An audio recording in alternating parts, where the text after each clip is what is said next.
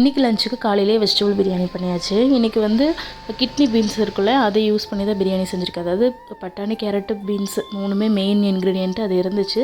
அது கூடவே kidney beans போட்டு பண்ணியிருக்கேன். இது ரொம்ப டேஸ்ட்டாக இருக்கும். கிட்னி பீன்ஸ் பிரியாணி ரொம்ப நல்லாயிருக்கும். ஸோ அது போட்டு சூப்பரான ஒரு வெஜிடபிள் பிரியாணி பண்ணியாச்சு. எல்லாருக்குமே பேக் பண்ணி கொடுத்தாச்சு.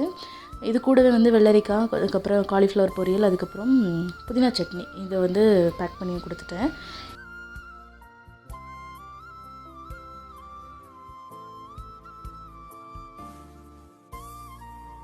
ஸோ பிரியாணி செஞ்சாவே காலையிலேயே பசி எடுத்துரும். ஸோ காலையிலேயே வந்து இன்றைக்கி ஃபுல்லாக பிரியாணி போட்டு தான் சாப்பிட்டேன்.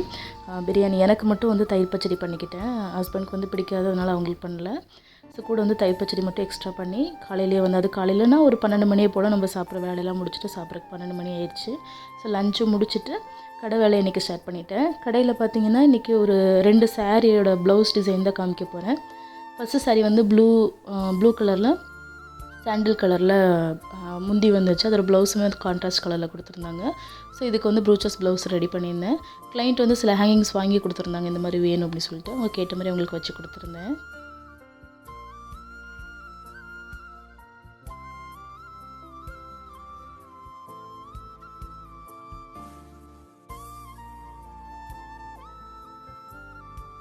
அடுத்த ப்ளவுஸ் வந்து ஒரு பட்ஜெட் ஃப்ரெண்ட்லியான ஒரு ஆரி ஒர்க் ப்ளவுஸு. பார்க்குறதுக்கு கொஞ்சம் கிராண்டாக இருக்கும், பட்ஜெட்குள்ளேயே இருக்கும்.